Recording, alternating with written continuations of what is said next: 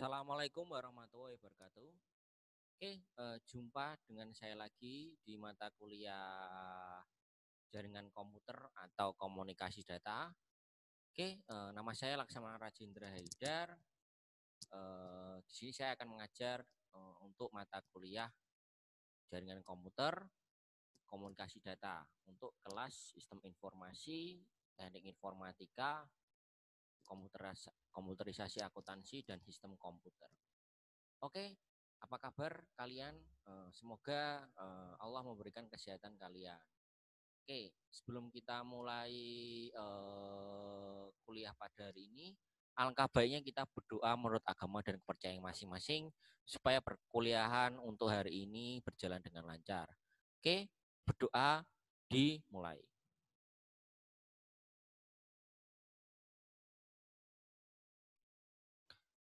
Oke, berdoa selesai. Sekarang kita melanjutkan untuk perkuliahan jaringan komputer dan komunikasi data.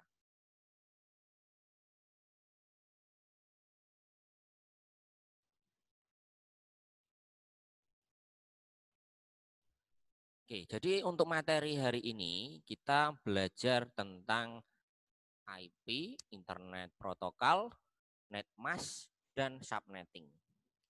Jadi kita belajar tentang ketiga ini nanti. Tapi nanti kita bahas yang IP address dulu. Karena nanti ada praktikumnya untuk mata kuliah jaringan komputer. Oke, tujuan dari materi ini yaitu yang pertama, mahasiswa bisa menjelaskan konsep dari internet protokol. Dan yang kedua, mahasiswa bisa menjelaskan kegunaan NetMask. Dan yang ketiga, mahasiswa bisa membagi network ID dengan subnetting. Jadi ketiga ini nanti kita bisa kalian bisa mempelajari apa itu nanti jaringan komputer pada IP address. Oke, sekarang kita mulai dari pengertian IP address atau juga disebut dengan internet protokol. Untuk bisa saling berkomunikasi antar komputer, maka kita memerlukan suatu IP address. IP address itu merupakan alamat pengenal standar untuk semua perangkat di jaringan yang penggunaannya standar protokol internet. Jadi istilahnya kemarin kita sudah belajar protokol itu aturan. Jadi untuk saling berkomunikasi antar komputer maka kita harus punya aturan. Nah, aturan itu salah satunya adalah menggunakan IP address. Nah, seperti itu. IP address inilah yang menjadi label kemana paket data akan dikirim dan diterima. Jadi intinya untuk bisa saling kita mengirimkan suatu informasi, maka kita butuh yang namanya IP address. Oke, seperti itu. Yang kedua, yaitu mempunyai standar pengiriman dan penerimaan data. Jadi istilahnya kita punya standarnya itu bagaimana? Kita pakai protokol. Nah, di sini IP address itu dibagi menjadi dua. Kalau dibagi berdasarkan panjang bidata ya, yaitu yang pertama ada IP versi 4 dan yang kedua ada IP versi 6.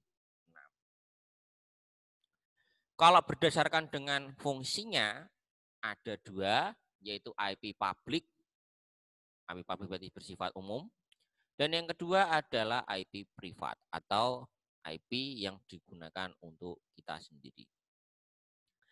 Nah, untuk jenis IP sendiri ada dua, yaitu yang pertama IP dynamic atau dinamik. Dia bisa berubah-ubah alamat IP address-nya. Dan yang kedua ada IP statik, di mana IP itu alamatnya dia akan tetap dan tidak akan berubah-ubah. Oke, sekarang kita masuk ke paket propagasi dan switching dengan sebuah router. Nah, kemarin kita sudah membahas tentang layer OSI, 7 layer OSI. Nah, Kini kita bisa lihat bagaimana kita bisa mengirimkan suatu data pada jaringan komputer. Nah, jadi kita mulai dari yang pertama ya. Jadi alamat IP data itu dia mulai dari layer aplikasi dulu. Sorry. Jadi layer aplikasi ini dari si pengirim itu akan dikirimkan ke bawah dulu. Jadi sampai layer aplikasi, layer presentation, session, transport, network, data link, physical. Nah, setelah ke physical ini, nanti dia akan dikirimkan ke layer physical komputer yang A. Jadi ini kita mau mengirimkan komputer X ke Y. Jadi setelah ke physical itu nanti ke A. Baru nanti naik lagi ke data link, ke network, nanti diolah lagi.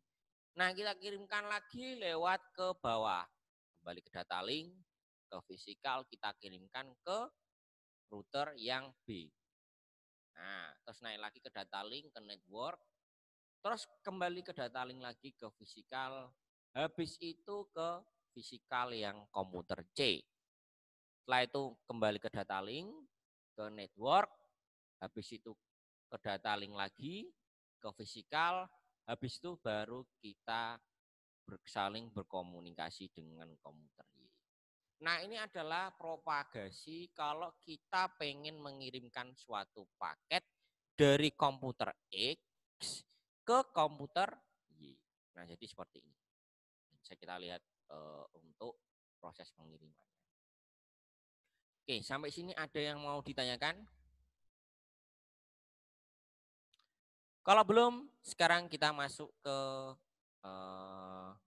skema IP address atau skema Internet Protocol Address atau alamatnya.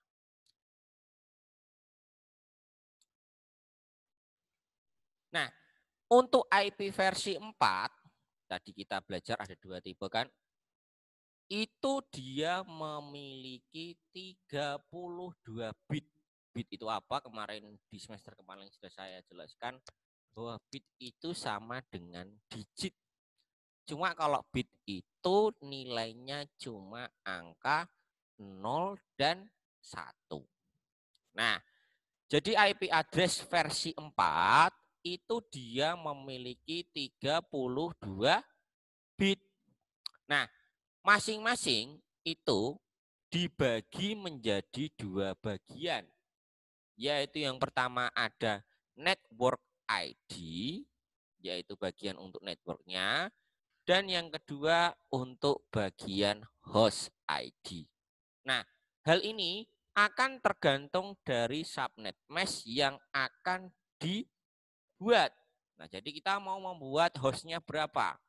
Itu bisa kita atur dengan skema pada IP address-nya. Nih, oke. Karena dia mempunyai 32 bit, maka kita dibagi menjadi 4 bagian. Berarti kalau 32 bit dibagi 4, berarti ada total ada 8 bit masing-masing kelompok. Jadi ingat-ingat, berarti masing-masing kelompok itu terdiri dari 8 bit atau juga disebut dengan 1 oktet. Nah, jadi seperti itu. Nah, ini contoh kita menggunakan skema IP address. Baru yang selanjutnya itu kita buat konversi menjadi desimalnya. Jadi intinya adalah nilai dari bitnya ini dikonversi ke desimal. Makanya kita input IP itu isinya angka, bukan bit seperti itu. Oke, jadi ingat-ingat skema IP address itu ada 32 bit. Masing-masing dibagi menjadi 4 bagian dan masing-masing bagian ada 8 bit. 1 berarti ada total ada 32 bit. Oke, sampai sini ada yang mau ditanyakan? Kalau belum, kita lanjut ke selanjutnya. Kita masuk ke pertama, yaitu host addressing. Yaitu host addressing itu alamat yang digunakan oleh hostnya atau usernya. Nah, contoh di sini ada 3 jaringan, yaitu jaringan network 1, jaringan network 2, dan jaringan network 3. Nah, masing-masing perjaringan ini dia tidak memiliki ID yang sama. Jadi ingat-ingat. Jadi apa namanya, dia memiliki satu ID saja atau satu IP. Oke, jadi ini yang dinamakan dengan host addressing. Nah, jadi kalau kita lihat tadi kan IP address itu dibagi menjadi 2 ya, yaitu network ID atau net ID dan host ID. Nah, untuk net ID dalam satu jaringan untuk semua jaringan yang sama. Jadi intinya satu net ID ini bisa kita gunakan pada jaringan yang sama. Sedangkan host ID ini juga disebut dengan IP address dan dalam satu jaringan tidak boleh ada nomor IP yang sama. Nah, jadi perbedaannya cuma di situ saja. Kalau net ID itu bisa boleh sama, tapi kalau host ID tidak boleh sama. Oke, nah jadi ini contoh penulisan pada IP address. Oke, nah contoh di sini dia punya contoh alamat IP ya. Nah di sini networknya itu pasti di depan. Dia mau network apa?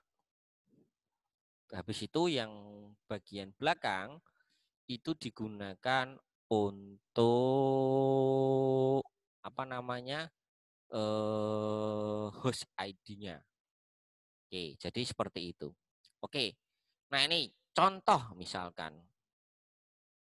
Nanti akan saya kasih contoh ya. Nah, jadi tadi kan dibagi menjadi 2 bagian ya. Sekarang IP address itu dibagi menjadi sebenarnya ada 5 kelas ya ini ya. Cuma yang ditampilkan di slide ini ada 4.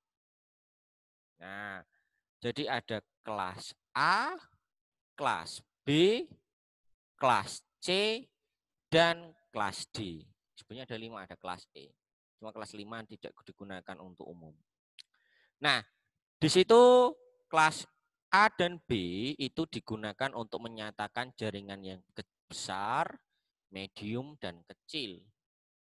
Sedangkan kelas D digunakan untuk multicast. Multicast itu jaringan yang beberapa. Terus yang ketiga, yang kelima, kelas E digunakan untuk penelitian atau research. Nah, jadi seperti itu. Nah, jadi bisa kita tentukan seperti itu ya. Oke, sekarang kita lihat untuk perbedaan antara kelas A, kelas B, kelas C, dan kelas D. Nah, untuk kelas A di situ dia first range octet-nya itu pada apa namanya angka 0 sampai 127. Nah, jadi intinya batas range-nya adalah 0 sampai 127. Nah, terus number network-nya atau net ID network-nya itu ada 8. Berarti nilai jumlah net ID-nya itu ada, sorry saya agak ngantuk nih. Ada 126 jaringan. Nah, jadi intinya adalah dia mempunyai 126 jaringan. Sedangkan jumlah hostnya atau jumlah usernya itu ada 16.777.216. Berarti satu network itu diibaratkan dia punya 16 juta orang. Atau satu gang ini diibaratkan dia punya 16 juta. Banyak ya berarti ya. Berarti intinya kelas A itu digunakan untuk yang jaringan yang memiliki user yang banyak. Makanya kalau misalkan usernya banyak, maka kita menggunakan jenis kelas A. Oke, seperti itu. Jelas ya? Diingat-ingat, networknya, net ID-nya ada 126, hostnya ada 16.777.216. Kenapa? Nanti ini soalnya nanti untuk perhitungannya ada sendiri. Oke, sekarang masuk ke kelas B. Kelas B mulai untuk first octet-nya, jadi kan dibagi kelompok yang pertama ya, itu mulai dari 128 sampai 191.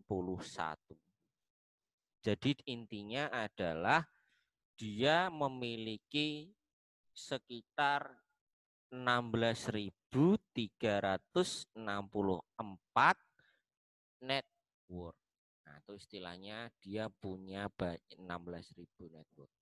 Nah, untuk nomor usernya, maksimal penggunaan hostnya atau usernya itu ada 65.536 host.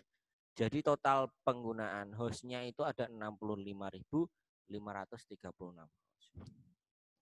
Nah, sekarang kita yang kelas C. Kelas C itu mulai dari first octet-nya 192 sampai 223. Nah, ini kita lihat di sini. Jadi 192 sampai 223. Nah, untuk nomor net ID-nya itu ada 2.097.152 jaringan. Dan untuk number hostnya itu kita menggunakan 254 host. Nah, makanya biasanya kalau kita membuat suatu jaringan, itu rata-rata pasti menggunakan kelas C. Karena cara kelas C itu digunakan untuk jaringan yang kecil. Oke, seperti itu. Nah, terus yang kelas D itu mulai 224 sampai 239. Nah, untuk networknya kita nggak tahu, tergantung dari penggunaannya sama jumlah hostnya. Oke, seperti itu. Nah, ini pembagian dari IP address. Sampai sini ada yang mau ditanyakan? Oke, kalau belum kita lanjutkan. Nanti ada prakteknya ya. Oke, klasifikasi jaringan internet. Nah, ini kalau kita lihat dari kelas A sampai kelas C, itu dia pasti sudah ada nilainya. Alamat IP address itu untuk kelas A, awal alamat IP itu nilainya 0.0.0.0. Kenapa?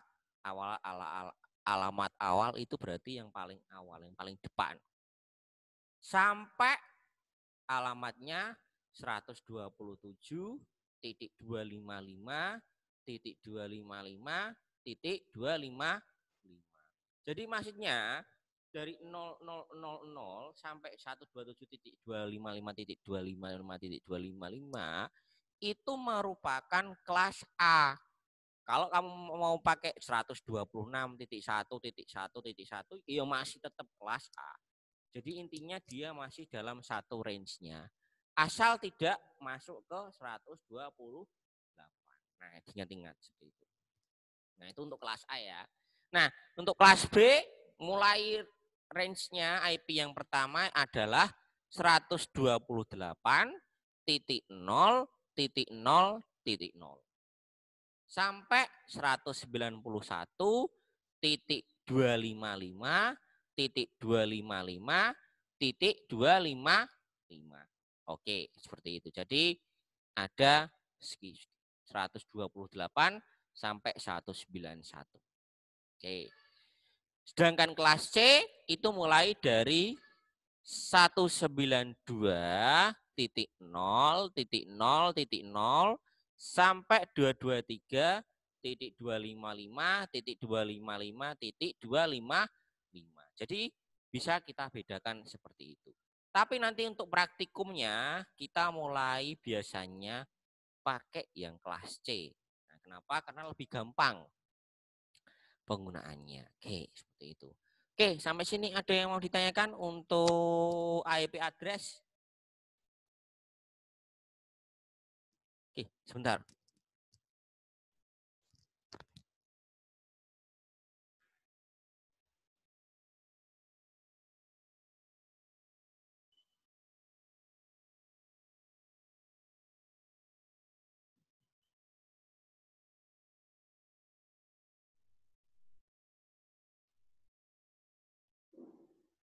Oke, saya lanjutkan ya untuk materinya. Selanjutnya yaitu tentang netmask. Netmask itu dia membutuhkan kalau kita mengisi suatu IP address, ini kita butuh yang namanya netmask. Netmask itu sama saja kayak pasangannya. Jadi dia butuh logiknya. Nah, netmask besarnya sama dengan nomor IP, yaitu 32 bit. Nah, ada 3 pengelompokan besar netmask. Ini karena kita mulai dari kelas A, kelas B, dan kelas C. Nah, untuk kelas A itu semua nomor netmasknya adalah 255.0.0.0. Kalau kelas A. Berarti kalau IP-nya 127.0.0.1, unit masknya otomatis 255.0.0.0. Yang kedua kelas B. Kelas B yaitu net masknya adalah 255.255.0.0. Jadi bisa kamu gunakan yang kelas B. Terus kelas C net masknya adalah 255.255.255.0. Jadi bisa kalau kita gunakan kelas C berarti netmasknya adalah itu. Oke, seperti itu. Jadi nanti jangan sampai lupa kalau kita memasukkan IP, kalau kelas A 255.0.0, kelas B 255.255.0.0, kelas C 255.255.255. Nah, jadi bisa seperti itu. Oke, sampai sini ada yang mau ditanyakan? Kalau belum, langsung ke contohnya. Pengalamatan biasanya logik merupakan gabungan antara IP dan netmask. Contoh misalkan, kita punya alamat IP 202.155.121.129. Maka netmasknya yang kita gunakan yaitu karena ini termasuk kelas C, maka netmasknya adalah 255.255.255. Nah, jadi istilahnya seperti itu. Nah, jadi contoh seperti itu. Nah, ini contoh kalau kita menggunakan apa namanya network ID. Network ID itu sama saja kayak jalannya. Jadi ibarat logika seperti ini. Network ID itu jalannya, ya kan? Nah, terus host ID-nya itu nomor-nomor rumah kamu. Maka nih biasanya kalau istilahnya kalau kita ngirim suatu paket, Jalan Soekarno-Hatta. Kalau Jalan Soekarno-Hatta saja orang bingung. Nah, kalau misalkan lengkap, Jalan Soekarno-Hatta nomor 72 RT 1 RW 3. Nah, itu berarti istilahnya dia sudah memberikan suatu alamat yang lengkap. Nah, contoh itu kita memberikan alamat IP itu seperti itu. Oke, jelas ya? Nah, ini contoh dalam host ID-nya. Jadi contoh seperti ini. Jadi ibarat itu alamatnya ya seperti ini. Kalau kita menggunakan komputer, laptop, server, bahkan HP-HP kamu yang Anda gunakan di rumah, yang Anda saat ini kamu tonton setiap hari, itu semuanya dia memiliki IP address. Makanya iso komunikasi, WA-WA-an, atau mungkin sharing informasi itu karena alamat, informasi karena IP address. Oke, sekarang kita masuk ke network ID atau porsi network. Nah, untuk network ID atau porsi network itu terjadi pada sebuah jaringan yang dia langsung berkomunikasi dengan jaringan komputer tersebut. Jadi network ID-nya itu harus sama. Kalau tidak sama, ya iso berkomunikasi. Nah, cara untuk berkomunikasi maka kita perlu yang namanya routing. Routing itu istilahnya logiannya dialihkan supaya bisa kita berkomunikasi. Nah, subnet mask yang menentukan network ID dan yang mana porsinya itu harus terdiri dari nomor komputer sama hostnya berapa. Nah, biasanya semuanya yang bernilai 0 pada pengalamatan jaringan itu disebut dengan network ID. Tetapi tidak selalu, tapi tidak jarang ya, tidak selalu 0 ya, pasti 1 ya bisa. Kadang 1, kadang juga. Terus yang selanjutnya, peralatan jaringan layer 3 router menggunakan network ID ketika dia butuh untuk memforward data ke jaringan yang lain. Nah, ini jadi seperti ini proses kalau kita saling berkomunikasi dengan device yang lain. Oke, sampai sini ada yang mau ditanyakan untuk materi IP address? Kalau belum ada pertanyaan, langsung kita masuk ke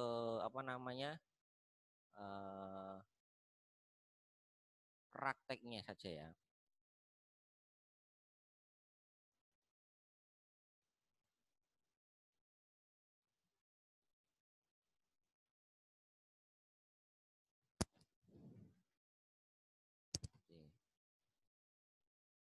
Sebentar, ini saya buka dulu.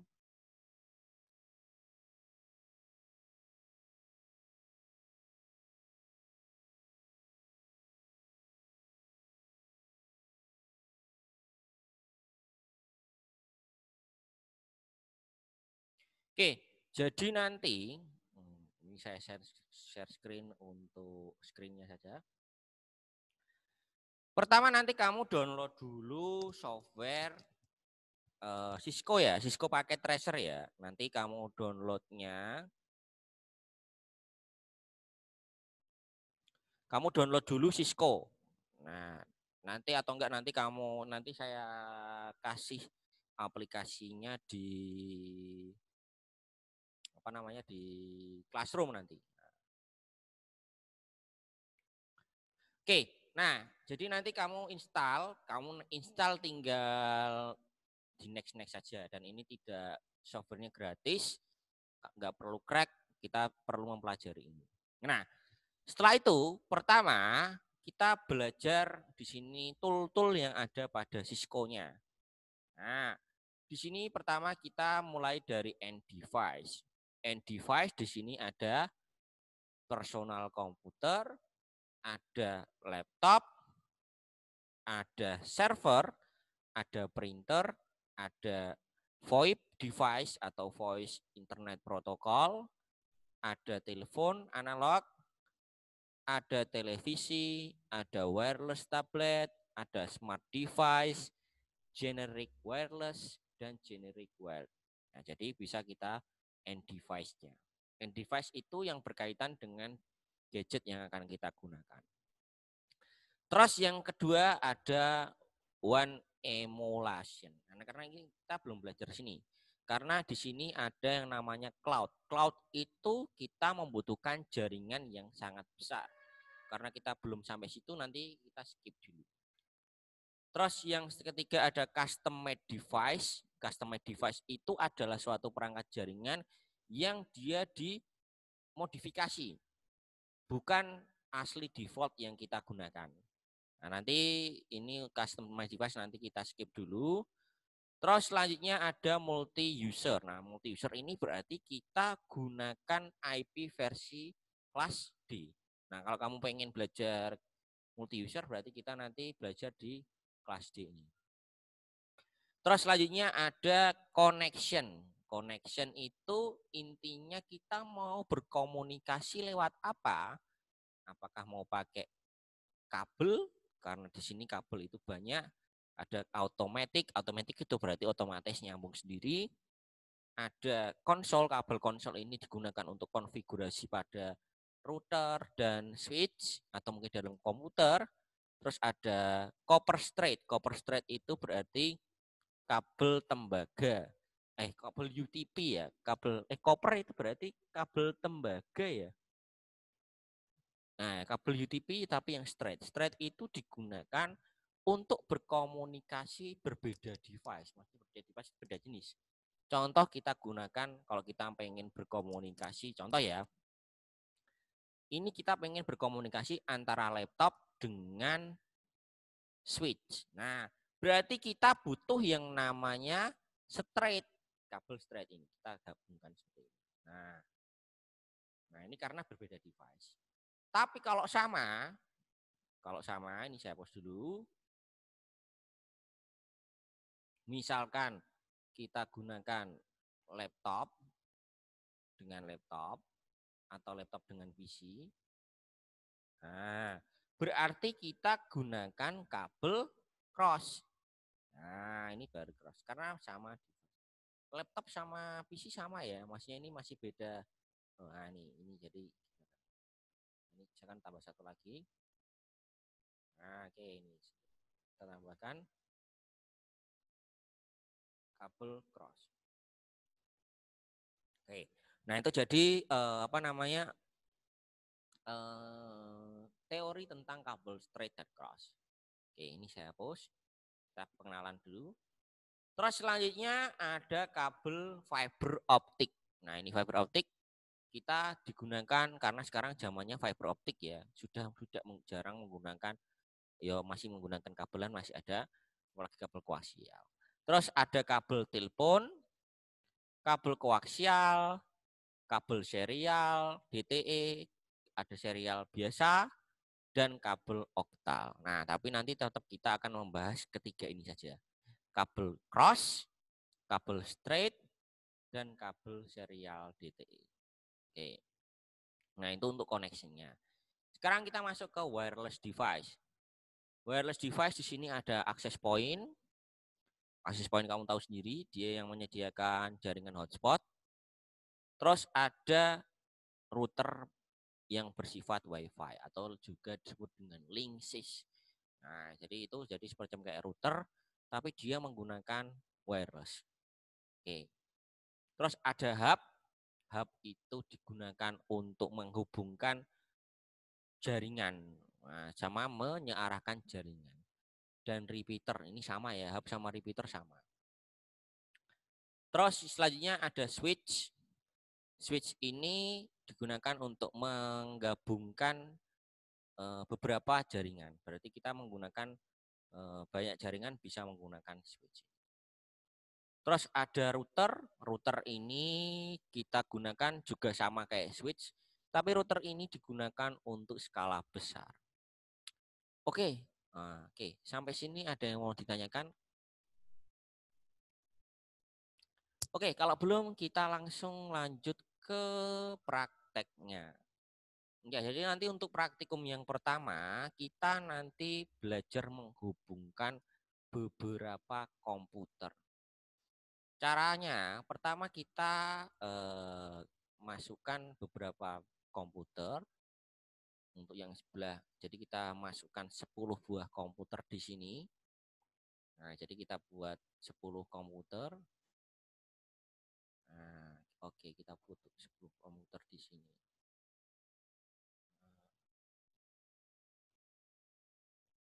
10 komputer ya. Oke, ini baru 5. Terus 6, 7, 8, 9, 10. Oke, kita sudah punya 10 komputer. Oke, kalau sudah, kita tambahkan perangkat switch. Nah, di sini kamu pilih switch yang empty. Empty itu maksudnya dia belum ada modulnya. Belum punya modul buat nyambung internet. Nah, ini kamu drag ke tengah. Nah, di sini empty. Setelah itu, kamu klik 2 kali untuk switch-nya. Nah, di sini ada 3 fitur, fisikal, config, sama CLI. Kita mulai yang fisikal dulu. Nah, di sini ada beberapa part yang kosong. Oke, ada part yang kosong. Nah, kita tambahkan modul. Nah, di sini ada modul, jenisnya ada C Ethernet, Single Ethernet, ada CFE, berarti Fast Ethernet, ada CGE, Gigabyte Ethernet, terus ada fiber optik, yaitu Fast Ethernet, dia pakai fiber optik, dan FGE, Fast Giga Ethernet. Nah, kita nanti untuk praktikumnya gunakan yang CFE. Ya kan? CFE itu berarti pakai yang Fast Ethernet. Cara menambahkan modulnya, ini kamu matikan dulu tombol power switch-nya. Baru kalau sudah, kamu drag modulnya ke bagian yang masih kosong ini. Ini 1, 2, 3, 4, 5, 6, 7, 8, 9, 10. Jadi ada 10 port. Nah, karena berhubung kita punya 10 komputer, maka kita masukkan 10 port. Nah, kalau sudah, ini kamu hidupkan. Nah, jangan lupa dihidupkan. Kalau nggak dihidupkan ya nggak jalan switch-nya. Nah, seperti itu ya. Jadi ini contoh kita mengkonfigurasi switch. Kita belum menggunakan coding untuk awal-awalnya. Nah, terus baru kalau sudah kamu close switch-nya, kamu sambungkan semua komputer ini dengan suatu kabel yang kita hubungkan ke switch-nya. Berarti kalau kita mau menghubungkan dari suatu kartu komputer ke switch, ini sama perangkat apa beda? Kalau sama kita gunakan cross, kalau beda berarti kita gunakan straight. Karena ini berbeda perangkat, switch sama komputer itu berbeda perangkat, berarti kita gunakan kabel straight. Nah, ini kamu klik, terus kamu drag ke switch-nya. Nah, ini kita mulai dari 1. Kita pilih yang kuning ya, jangan pilih yang konsol. Konsol itu buat konfigurasinya. Nah, ini kamu klik dulu 1, 2. Nah, ini juga sama. Ini kamu buat seperti ini. Oke.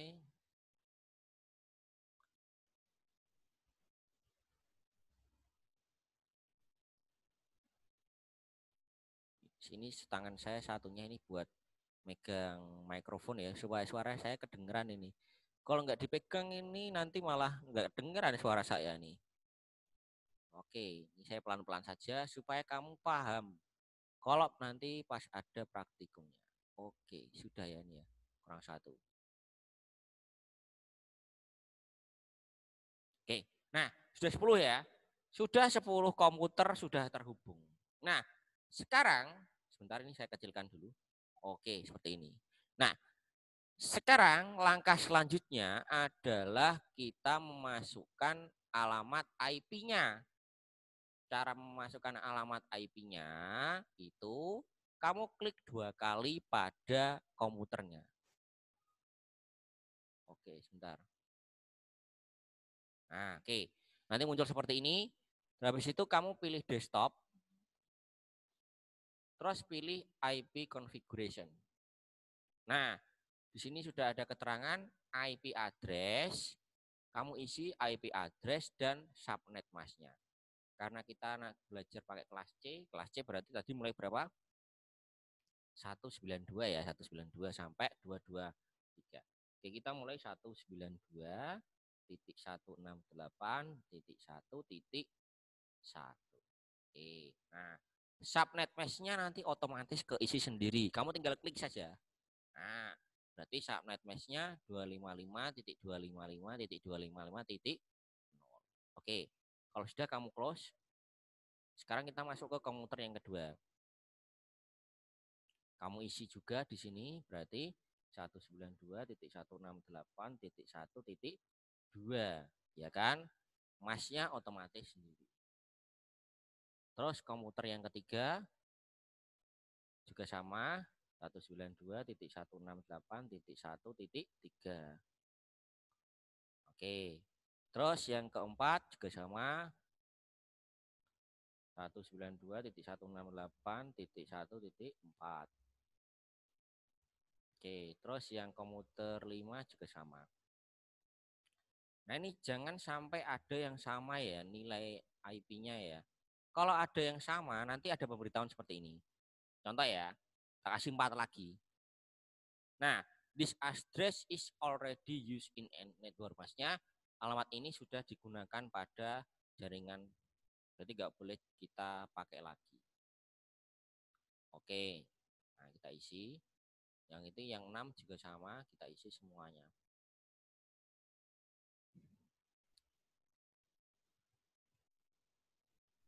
Oke, kamu isi seperti ini.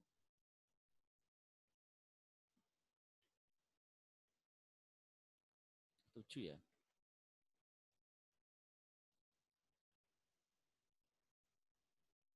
8,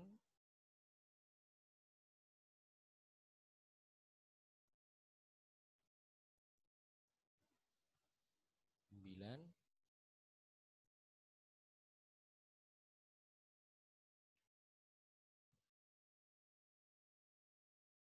terus yang terakhir yang 10.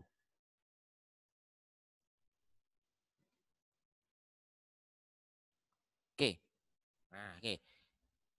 Berarti sudah kita masukkan semua alamat IP-nya. Oke, sekarang kita cek tes untuk cara berkomunikasinya. Ada 2 cara berkomunikasi ya. Yang pertama kita gunakan yang namanya simple PPDO ini. Simple PPDO itu berarti kita gunakan kirimkan pesan dari satu komputer ke komputer yang lain. Contoh kita pilih yang real time. Di sini ada 2 kondisi ya. Real time itu berarti waktu yang sesungguhnya. Intinya kita nggak akan tahu prosesnya seperti apa. Nah, jadi real time itu berarti intinya waktu yang sesungguhnya. Nanti cepat sekali. Jadi contoh seperti ini kita kirimkan ya. Dari PC 1 ke PC 3. Nah, di sini ada keterangannya successful, berarti dia menunjukkan bahwa proses pengirimannya berhasil. Nah, terus kita coba dari PC 2 ke PC 10. Successful juga. Nah, itu kalau dalam bentuk real time. Tapi kalau kita dalam bentuk simulation, ini kita bisa buat contoh proses pengirimannya. Nah, terus di auto capture. Nah, jadi proses pengirimannya itu dari PC 1 ke PC 4 seperti ini. Dia akan ke segala arah. Tapi yang terkirim adalah yang keempat saja. Nah, ini yang dinamakan dengan simulation. Nah, terus kembali lagi ke PC 1. Oke, nah itu contoh kita menggunakan. Nah, itu untuk cara pengiriman yang pertama. Cara pengiriman yang kedua yaitu dengan cara command prompt. Command prompt berarti kita masuk ke dalam desktop, pilih command prompt di sini. Nah, cara untuk mengirimkannya kamu ping saja, ping alamatnya kan 192.168.1.6 misalkan. Kamu enter. Kalau ada keterangan reply from, nah dan sama TTL, berarti menunjukkan bahwa pesan atau data yang kita kirim itu dia berhasil. Nah, oke, seperti itu. Jadi nanti praktikumnya untuk hari ini kamu buat seperti ini. Jadi ini masih sederhana, belum belum susah ya. Nah, nanti kamu buat seperti ini. Oke, jadi nanti kamu buat seperti ini. Saya screenshot dulu supaya nanti untuk penggambarannya saya share di Classroom. Terus untuk apa namanya? Softwarenya nanti kamu bisa download di internet atau mungkin nanti WA saya nanti kalau mau minta. Dan untuk praktikum ini nanti kalau masih bingung atau mau pengen tahu caranya, kamu tinggal putar lagi aja videonya atau mungkin WA saya saja boleh. Oke, itu saja untuk materi IP address ya.